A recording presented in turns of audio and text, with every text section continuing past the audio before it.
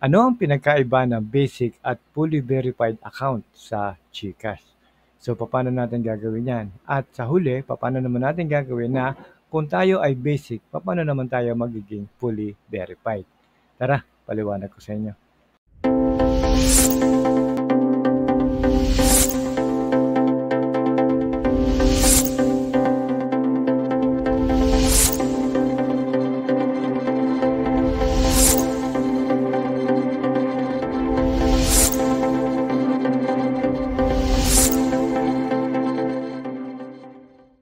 So, ang main difference ng basic at ng fully verified account ay yung feature, saka yung mga transaction limits.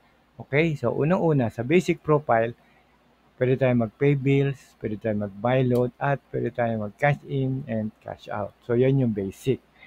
And then, pupunta tayo sa fully verified.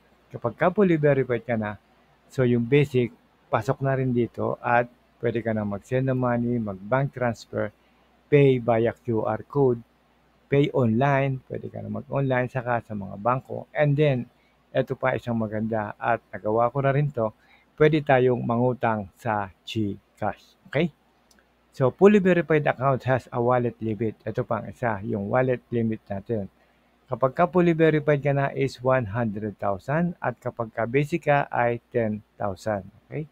So, transaction limit naman, ang pag fully verified ay aabot ng 100,000 para sa outgoing, mga transactions, mga incoming, habang ang sa basic ay 5,000 pesos lang para sa isang transaction.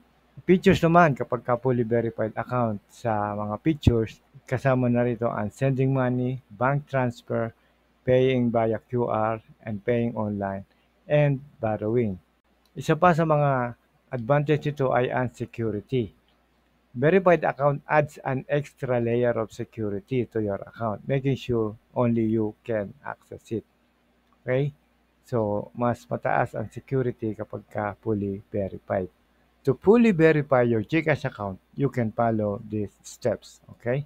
So, meron tayong mga dapat sundan na proseso at ipapakita ko sa inyo kung paano tayo magiging fully verified. Okay, number 1, open the GCash app and then tap the profile. Pasok kayo ng profile and then click verify now. Number 2, tap to get started and read instructions or requirements. Number 3, mayroon din tayong authentication code na 6-digit. And then number 4, enter your personal information. Number 5, select a valid ID to submit for verification. And then next, after ng ID, mag-scan tayo for the selfie na hawak natin yung ID. Okay? And then 7, last, review your information and tap submit. So, yun lang, ganun lang gagawin natin. Okay? So, ganito po yon. Meron tayong 3 simple steps to get GCash verified. Unang-una, choose the right ID. Number 2, take a proper selfie. And number 3, fill in the form. And then, ito na ang ating verification process. Click natin yung get verified. And then, ang mga recommended IDs, of course, dapat yung valid, malinaw, madaling mabasa. So, unang-una, pwedeng driver's license, PhilHealth ID, passport, postal ID, PRC or SSID, saka yung UMID. Pwede rin ng voter's ID. Okay? So, next. So, dapat, kung ano yung pangalan doon sa inyong ID, yun din ang pangalan na ilalagay nyo dito. Okay? Kailangan original, saka valid yung expiration date. Okay?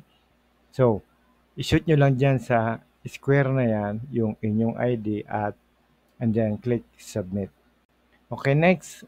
Next, after ng ID is yung atin namang selfie. Okay, ganun din. Isushoot nyo lang dyan sa square na yan, yung mukha nyo. Make sure gwapo kayo o maganda kayo. Of course, pa-effect. Joke lang. Okay, next.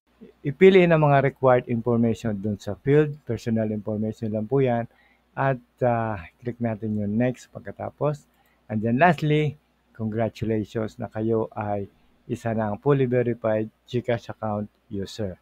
Okay, kung meron pa kayong mga katanungan, i-comment nyo lang sa baba at sasagutin po natin yan.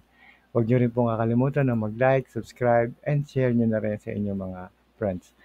Mula po sa Promag TV, maraming salamat po sa panonood and God bless.